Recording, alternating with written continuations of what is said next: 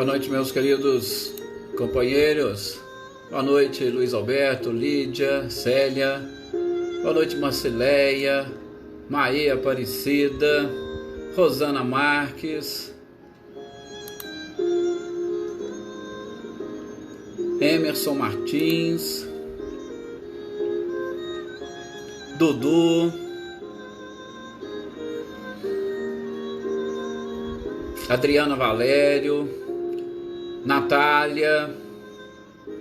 Boa noite também, Selma, Renata Cristiane. Boa noite, Emerson.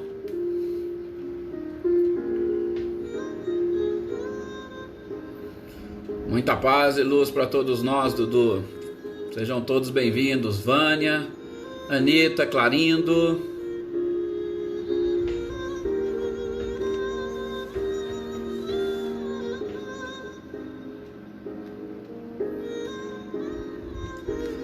Flávio, boa noite, Flávio. Emerson Martins, Dona Edilson, Milton, boa noite, Marinha. Seja bem-vinda, Adriana Alvarenga, Paulo Witter, boa noite.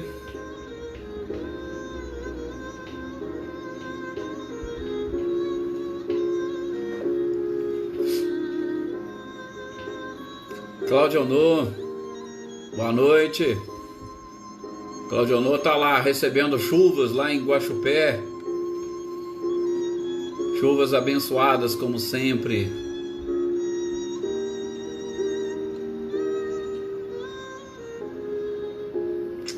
Ô, seu Luiz, a gratidão é toda nossa por vocês participarem aqui conosco. É com muito carinho e com muita alegria que a gente sempre faz sim essa leitura em conjunto. Muito obrigado pelo carinho de vocês. Boa noite, Ricardinho. Boa noite, Lúcia. Boa noite também, José Alexandre. Seja bem-vindo.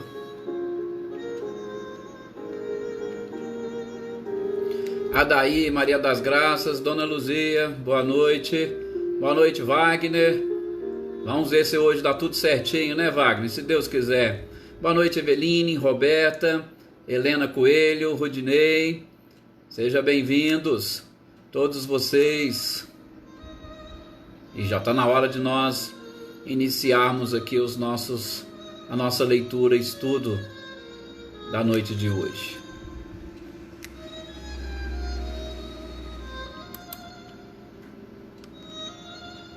Luísa Nalim, boa noite. Boa noite, Tuca. Diminuir aqui o som. Uma musiquinha, realmente é boa, musiquinha de fundo, é gostosa, mas que nós possamos e consigamos agora nesse instante, né, elevarmos o nosso pensamento. É isso mesmo, uma semana abençoada para todos. Boa noite, Adriana, seja bem-vinda. Então vamos iniciar fazendo a nossa prece, elevando o nosso pensamento ao mais alto, agradecendo acima de tudo a Deus, ao nosso mestre amado e querido Jesus e essa espiritualidade maravilhosa, sobretudo para nos proporcionar momentos como este de, mesmo à distância, podemos estar juntos ao redor dos ensinamentos do Cristo, trocando aqui as nossas ideias, trocando as nossas energias, trocando as nossas vibrações e, acima de tudo, experiências, para que todos possamos e consigamos assimilar as informações trazidas pela própria espiritualidade através dessa doutrina maravilhosa. E daí, com esses ensinamentos e informações, que possamos nos fortalecermos cada vez mais na fé, para, na sequência da nossa trajetória, da nossa caminhada, atingirmos a evolução, atingirmos a perfeição, passo a passo, sobretudo com a consciência tranquila, de uma forma bem amena e, é claro, sem sofrimentos. Que de paz se encha o coração e o lar de cada um de vocês que participam conosco aqui dessas nossas leituras e estudos. Que assim seja. Boa noite também a Cecília, boa noite ao Cido, que chegaram aqui durante as nossas orações. Mais uma vez, é com prazer imenso que aqui estamos, e aqui estamos para dar sequência hoje, dia de segunda-feira, do Evangelho segundo o Espiritismo. Nós que estamos aqui neste capítulo 4 do Evangelho, de novo, um capítulo base para o entendimento de toda a doutrina. Vocês imaginem, se nós precisamos de fazer ou construir um alicerce para termos uma casa com uma fundação firme, para que nenhum tipo de vento venha e a derrube, nós temos na nossa doutrina como alicerce esses primeiros 4 capítulos do Evangelho segundo o Espiritismo, e esse que nós estamos estudando é um deles, ou uma das colunas imprescindíveis para manter este edifício da fé em pé. E nós falávamos, ou estamos ainda estudando, logo no início do capítulo, aquela questão da ressurreição e reencarnação, quando Kardec procura estabelecer para nós essas diferenças e, sobretudo, ele vai buscar lá na própria Bíblia os fundamentos para a reencarnação. Sobretudo por quê? Porque muitas doutrinas, em especial doutrinas cristãs, tentam afastar esta lei, porque eu posso com muita tranquilidade dizer para vocês que trata-se de uma lei, para afastar esta lei da reencarnação.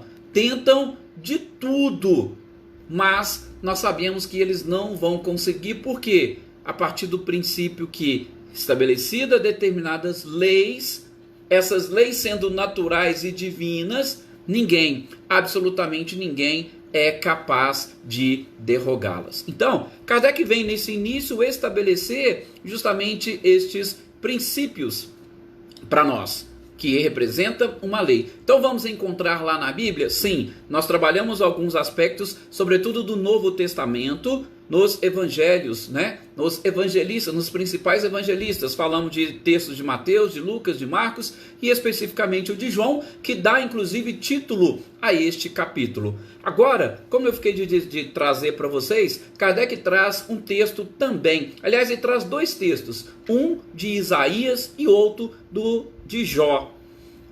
Isaías, a gente sabe que é um dos principais profetas do Antigo Testamento e um dos principais profetas do povo hebreu. E tem um texto de Isaías que está lá no capítulo 26, no versículo 19, logo no início.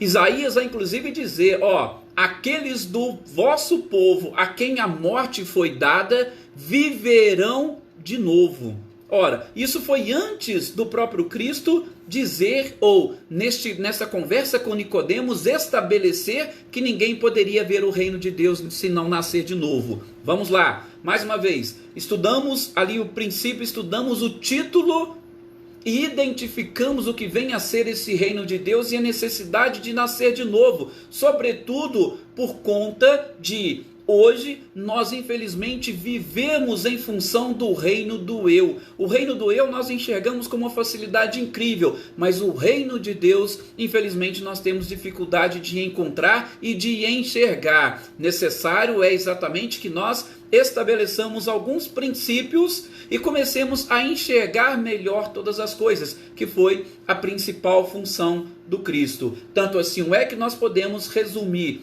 ou traçar como objetivo da sua própria encarnação entre nós, que é estabelecer o reino dos céus no coração de cada criatura. Então, Isaías, já naquela época, dizia que aqueles do vosso povo que morreram viverão de novo. Então não é uma coisa nova, não são princípios novos estabelecidos pelo Cristo, eles já existiam, tá? Então é com muita tranquilidade que o próprio Kardec ele coloca neste trechinho esse texto. Depois ele vai trazer para nós um texto de Jó. Nós sabemos que Jó também é uma das personagens principais deste Antigo Testamento e sobretudo do povo hebreu, por conta das suas histórias e em especial do seu exemplo de vida, sobretudo da sua submissão à vontade de Deus. Boa noite a todos que estão chegando aí depois, sou Milton Safina, o Paulo Henrique, Alessandra Aparecida, Valdinei, é um prazer tê-los aqui.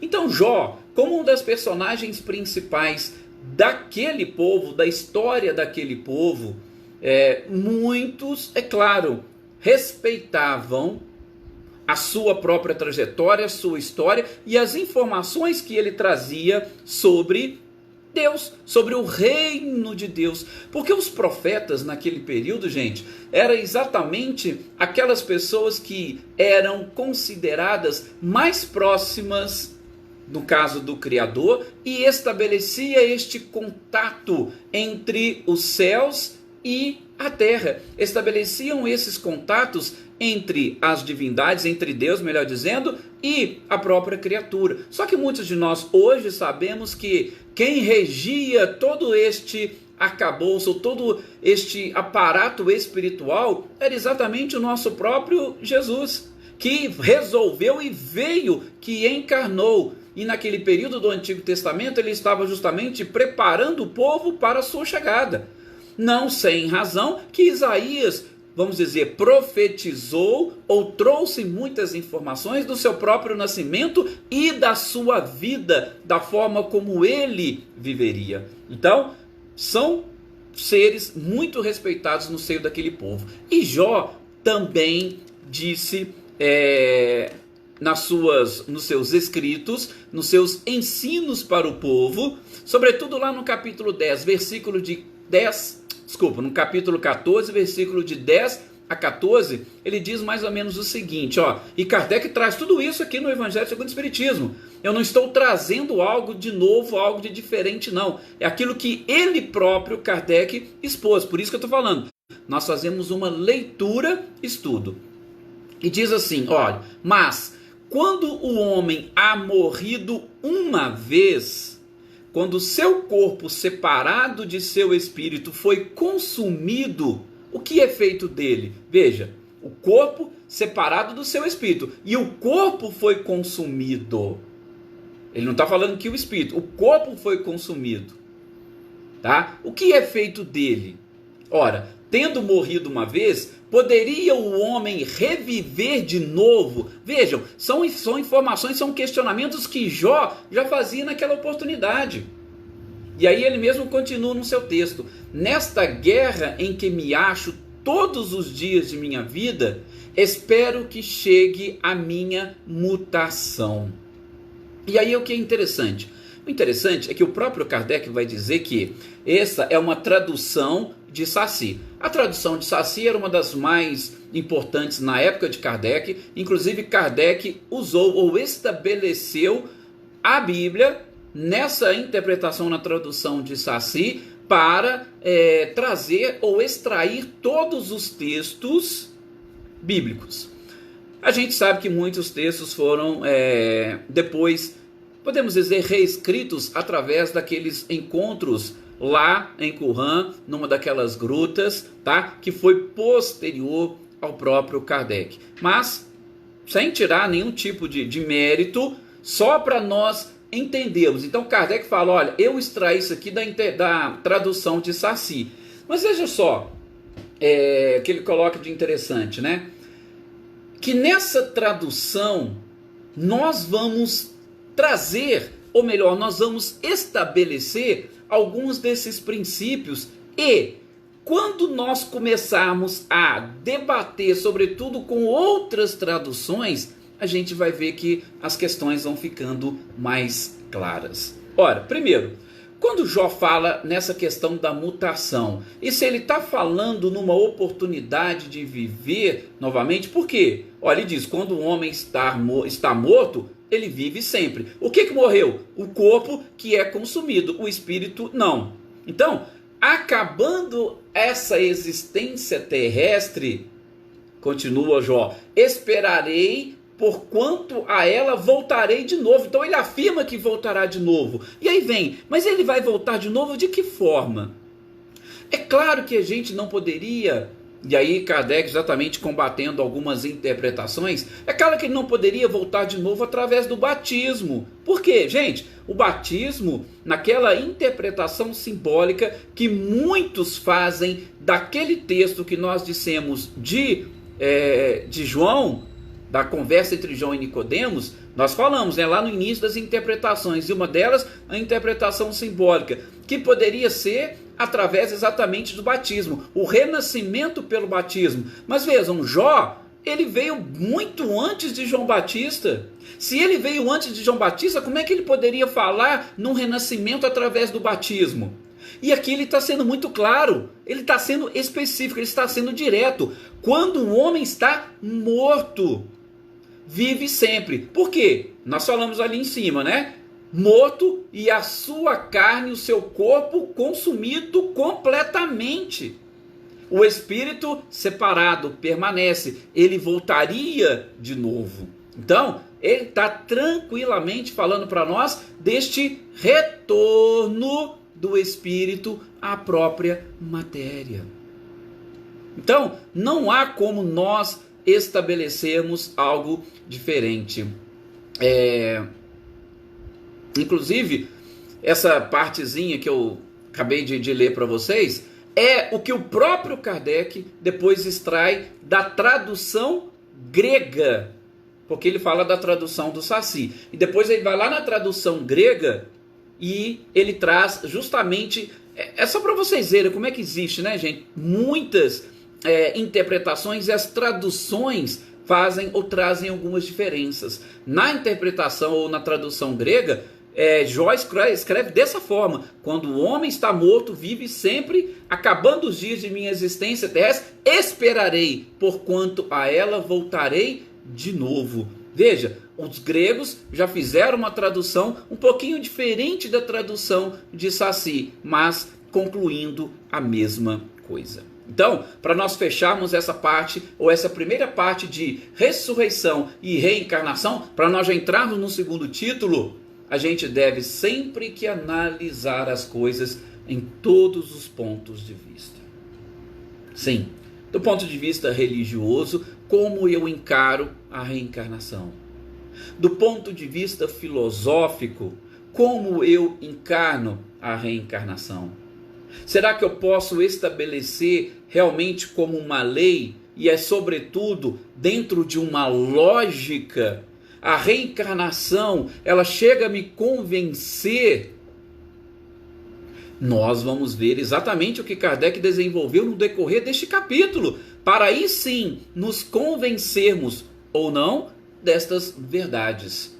Digo isso para todos, inclusive para nós espíritas. Como eu cheguei a dizer aqui em outra oportunidade, infelizmente muitos de nós falamos que acreditamos na reencarnação, mas nós não nos convencemos da reencarnação. Tanto assim é que nós não mudamos a nossa forma de viver.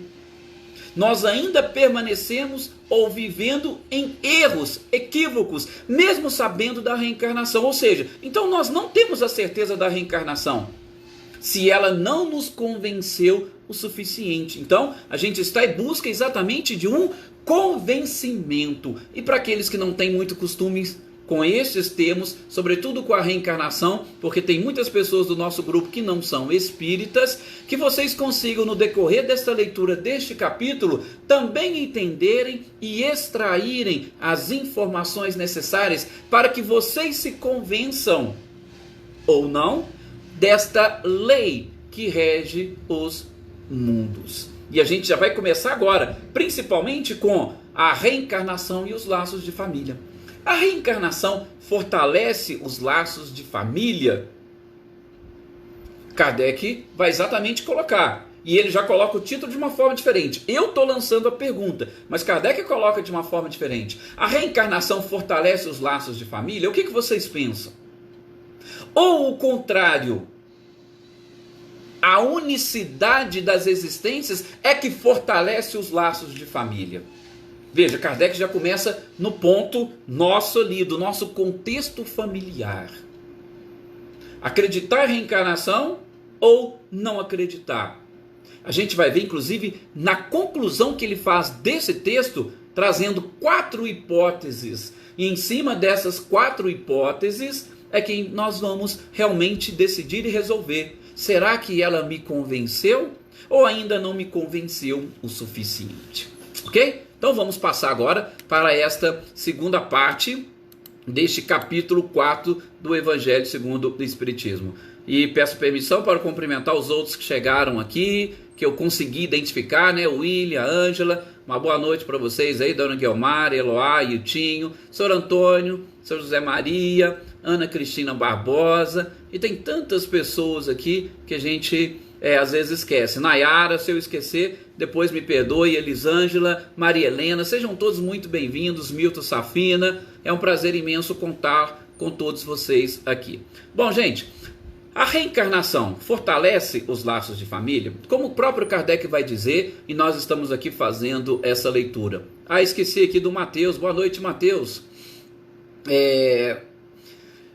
Diferente do que muitos pensam. Por quê? Porque você fala assim, olha, se eu vivo e eu vou encarnar diversas vezes, nessas diversas vezes que eu reencarnar, cada uma delas eu vou estar com pessoas diferentes. Então como é que eu vou estabelecer essa simpatia com quem eu já tive outras existências? Então a reencarnação, ela vai infelizmente enfraquecer os laços de família, porque eu já estou com fulano, na próxima encarnação já vou estar com outro, então você, para mim, é uma pessoa que apareceu na minha vida e pronto. Eu não tenho, ou eu não vou sentir aquela afeição, aquele carinho. Por quê? Porque na próxima a gente já vai estar numa situação diferente. Então algumas pessoas vão pensar assim. Bom, a gente tem que avaliar alguns aspectos, sobretudo da simpatia e da antipatia, para nós verificarmos. E é claro, em conjunto com outras leis da própria natureza. Sim, leis da natureza e sobretudo aquelas leis que regem o mundo espiritual que nós não podemos nos esquecer. Bom, o que é a simpatia? A simpatia é aquele carinho, que nós podemos assim chamar, que une as pessoas. Aquela afeição, aquela coisa boa e gostosa que a gente sente um pelo outro e que faz com que nós tenhamos sempre aquela vontade de estarmos juntos. Simpatia, basicamente, é isso. Bom, a antipatia também é interessante nós traçarmos alguns aspectos. A antipatia já é o contrário.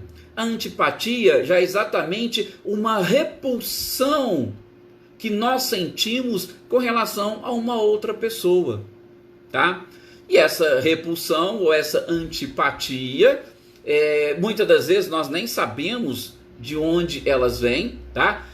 Algumas pessoas, já estou aqui até antecipando, falam assim, eu nunca vi fulano, mas eu não gosto dele. Pode ser que esteja relacionado com a reencarnação anterior, então se tiver relacionado, olha, tá vendo? Você já se sentiu convencido pela reencarnação. Então, tranquilo. Mas eu quero já, a partir de agora, essa antipatia ou essa falta de afinidade que você tem com relação a alguma pessoa, tá? Ela também pode se perpetuar. Como é que nós vamos conseguir vivenciar com esses dois pontos, simpatia e antipatia, sobretudo diante da nossa individualidade e automaticamente da nossa universalidade? Por quê? Porque somos todos filhos de um mesmo Pai. Tanto é que a oração que todos nós fazemos, isso indiscutivelmente em todas as religiões cristãs, é a oração do Pai Nosso. A gente fala outra coisa? Não, Pai Nosso. É de todos. Então, tanto a simpatia quanto a antipatia, elas existem entre irmãos, entre pessoas filhas de um mesmo Pai. Ok?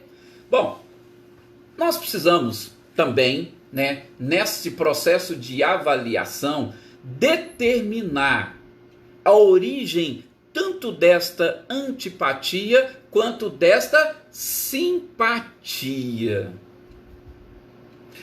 A gente vai estudar mais sobre isso no Livro dos Espíritos, tá? Então não vou me antecipar muito. A partir ali, por exemplo, da questão 297, 296, 298, tem várias questões que Kardec vai fazendo para a espiritualidade sobre esses laços que unem os seres.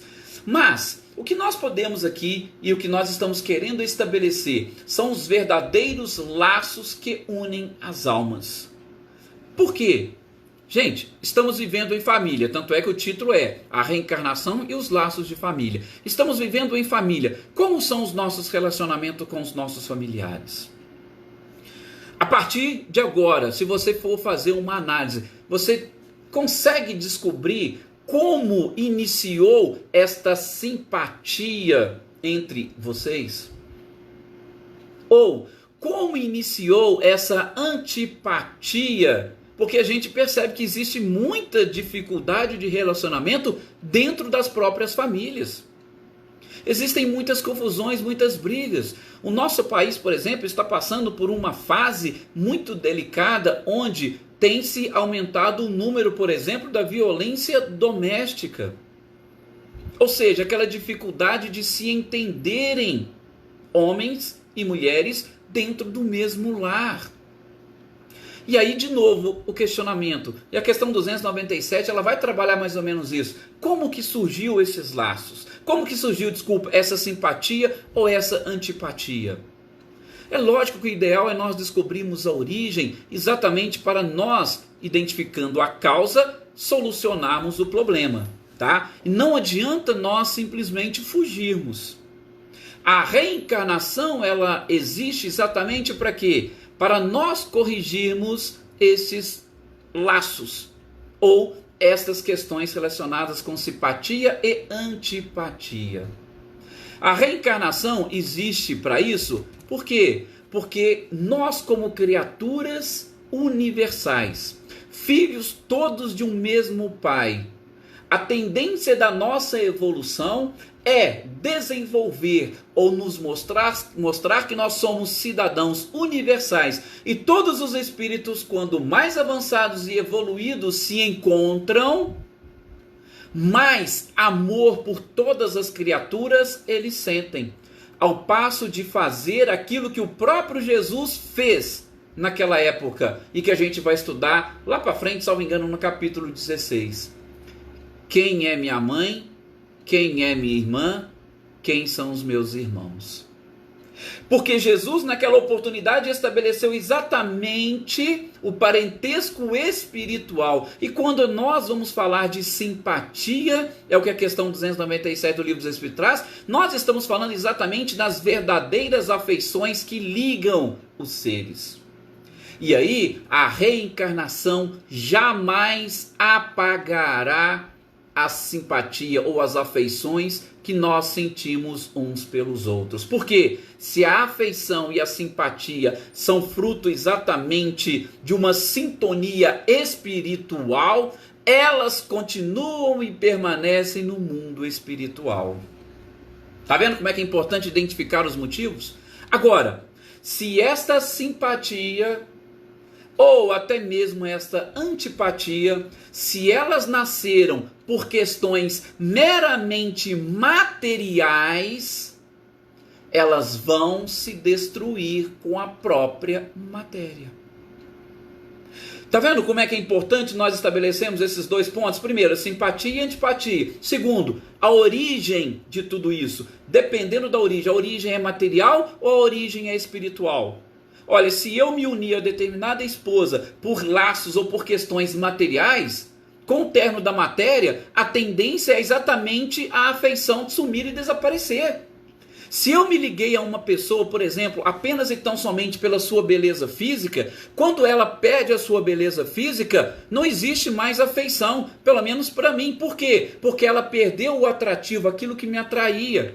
Se eu unir a uma outra pessoa por qualquer outro motivo, mais uma vez, físico, ele vai desaparecer. Agora não, se existe um vínculo ou uma afeição espiritual, esse não desaparece. Por quê? Porque o espírito é imortal e ele vai carregar consigo essas afeições. Ok? Eu já vou dar sequência, só ver aqui os comentários. O Rodinei coloca aqui: poderia um inimigo de outras vidas reencarnar na minha família? Nós vamos inclusive ver isso, Rodinei, daqui a pouquinho, tá? Por que que isso poderia ser possível? Exatamente por conta do estabelecimento destes laços. Ora, por exemplo, qual foi o laço que me uniu a uma determinada pessoa? Por exemplo, a questão, vou citar um exemplo rapidinho para você entender e para todos nós entendermos. Uma questão de antipatia. Eu estou com determinada pessoa e de repente acontece um entreveiro e eu tiro-lhe a vida física. Olha para você ver, eu tirei a vida física de alguém, por uma discussão, não importa qual seja. Aquele espírito, o que vai acontecer? Ele vai, inclusive, ou provavelmente, me perseguir, me obsediar, e a gente vai estabelecer um vínculo de antipatia. Bom, nós temos aí agora uma diferença. Qual? Eu tirei a vida de alguém. Como que eu poderia, ou qual seria uma forma mais simples de eu reparar este erro que eu pratiquei? Opa, eu tirei a sua vida física, então faz o seguinte, numa próxima eu vou te dar a vida física. Eu vou ser o seu genitor, eu vou ser o seu pai biológico. E aí sim, você tem o filho. Só que existe alguma coisa aí entre vocês. Existe uma ligação. Simpatia, antipatia, nesse caso, uma antipatia. Por isso que a gente deve ver, opa, peraí, se existe uma antipatia, a gente percebe desde o berço determinadas crianças que não se afinizam com os pais, e aí vem pais que acabam também não se afinizando com os filhos, e de repente acabam se separando, ampliando ainda mais os problemas. Ao passo que quando você tem, olha que nós falamos na introdução, a certeza da reencarnação, você vai superar essas dificuldades. Opa, tem uma dificuldade de relacionamento? O meu filho tem uma dificuldade comigo? Será que eu prejudiquei no passado? Ou então agora deixe-me retribuir e eu quero fazer de tudo por ele. Eu vou transformar o ódio em amor. Eu vou transformar a antipatia em simpatia. É isso que cabe a cada criatura em todos os processos evolutivos, tá? Então, respondendo a sua pergunta, perfeitamente possível. Aliás, isso é que acontece frequentemente, exatamente para quê? Para que os laços de família possam auxiliar o restabelecimento de laços espirituais, ou pelo menos quebrar vínculos antipáticos de existências anteriores, ok? Aí a Camarinha colocou, quem tem um pouquinho de conhecimento, realmente, é só analisar que a gente vai perceber de novo. A gente está estudando aqui com Kardec nessa leitura estudo, exatamente para tentar nos convencermos de tudo isso, né? E aí essa segunda questão, né, Rodinei, é exatamente essa. É exatamente restabelecer, ou pelo menos cortar esses vínculos de antipatia, ok? A Marinha Torres está preocupada aqui com a Valdete. A Valdete ia passar por oftalmologista, Marinha, agora às 17h30. Então ela falou que não teria condições de participar do nosso estudo ao vivo, tá? Ela sempre participa aqui conosco. Só para poder te falar, ela mandou até uma mensagem se desculpando. Tá vendo como é que a gente vai estabelecendo, né, Marinha, um vínculo entre nós? A gente sente até falta de outras pessoas, mas é isso mesmo, esse é o objetivo, é uma simpatia, é um vínculo, uma afeição que vai se formando entre todos nós. Bom, então, como Kardec diz e vai desenvolvendo aqui esse texto, a gente tem sempre então que identificar a causa e principalmente estabelecer, é física essa simpatia, a minha sintonia, a minha ligação, ou ela é espiritual?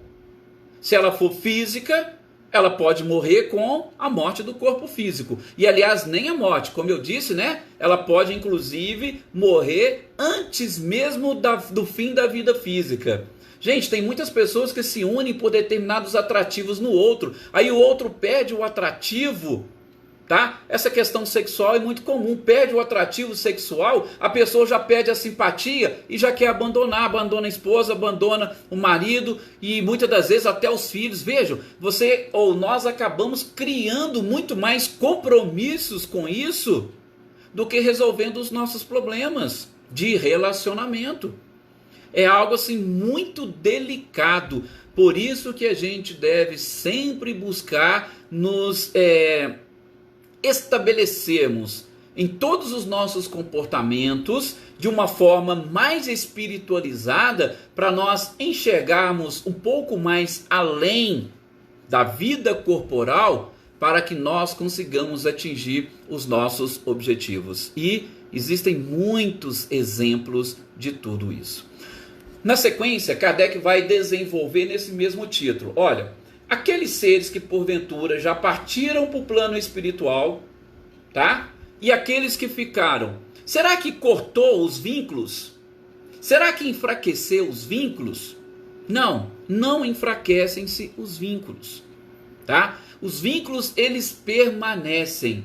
E aí é o seguinte, se o espírito que desencarnou tem ou está numa condição melhor, ele vai para o mundo espiritual, vai se preparar até mesmo para ajudar aqueles que ficaram.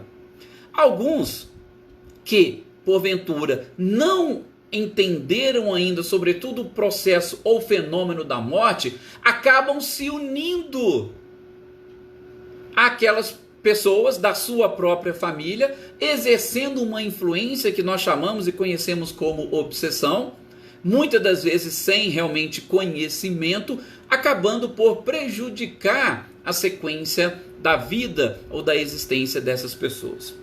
A gente vai falar de obsessão um pouco mais adiante, e eu até também preparei aqui um exemplo para vocês neste ponto, é aquele que conta lá no livro Nosso Lar, no capítulo 38, o caso de Tobias. Tobias foi um amigo de André Luiz lá no Nosso Lar, e quando o Tobias levou André Luiz na sua casa para lá, né, se confraternizar, conversarem, André Luiz se assustou. Por quê? Porque lá ele tinha duas esposas. Duas esposas vivendo e morando com ele na mesma casa no Nosso Lar. Ó, aí inclusive pode surgir um outro problema que a gente vai até deixar para explicar melhor nos nossos próximos encontros. Por quê? Porque é algo um pouco mais complexo, tá? Ah, então lá no plano espiritual, será que lá eles vivem igual os povos do Oriente Médio, que o marido pode ter várias esposas? Não, não é bem assim, tá? Não é bem assim, ok? Nesse caso específico eu vou falar só para esclarecer essa questão da obsessão. O que aconteceu? A primeira esposa e companheira de Tobias, ela desencarnou na segunda gestação. Ela gerou o segundo filho e desencarnou. E ela desencarnou deixando o marido 2 filhos. E ela ficou preocupada com aquela situação. Ela não conseguiu aceitar o seu desencarne. E o que ela fez? Ela voltou para dentro da sua casa. Voltou para dentro da sua casa e ficou ali praticamente desorientando, através das suas influências, as pessoas da família. A cunhada não conseguia cuidar das crianças, a cozinheira também tratava até mal as crianças, até que Tobias fez o quê? Resolveu buscar uma segunda núpcias. E nessa segunda núpcias veio exatamente uma pessoa que cuidou de Tobias e cuidou dos filhos. E mesmo assim a primeira esposa ainda ficou ali influenciando. Até que a avó dela, olha para vocês verem, estabelecimento dos laços de família. A reencarnação não quebra. A avó dela veio até ela e conversou, falou: minha filha, por que você está aqui? Por que o ciúmes te mantém nesse lar? A nova companheira do nosso amigo, do nosso companheiro, ela não está auxiliando a ele e aos filhos? Pense nisso. Ela está ajudando. Não tem motivos para você ter ciúmes. Aí que ela conseguiu ser esclarecida, entendeu e foi para o plano espiritual. E aí, é claro, quando ela despertou e ela percebeu que realmente aquela segunda esposa estava sendo um anjo na vida do marido e dos filhos, ela começou a aceitá-la como uma filha. E o que aconteceu? Quando todos desencarnaram, ela recebeu lá no Nosso Lar aquela segunda esposa do seu marido como uma filha. Estavam todos no mesmo lar. E depois elas esclareceram que havia sim um outro amor da vida dela, de existências anteriores, que eles iriam se encontrar na próxima encarnação. É só para vocês verem que esse exemplo da obsessão que eu falei, quando desencarna. Por quê? Porque depois, no próximo encontro, a gente já vai falar daqueles que estão reunidos no plano espiritual. Como é que fica esses laços de família? Uns vão voltar, os outros vão ficar. E aí, o que acontece? É o que nós vamos ver nesses esclarecimentos de Kardec no nosso próximo encontro. Mais uma vez, muito obrigado a todos por vocês estarem aqui participando conosco, com muito carinho, com muita alegria. E é claro, a gente percebe sim essa verdadeira sintonia que nos une. Exatamente, nós temos o livre-arbítrio nos dois, mas a gente vai voltar a falar disso, Alex, no nosso próximo encontro, ok? Muito obrigado a todos vocês mais uma vez. Tenham uma excelente noite e até o nosso próximo encontro.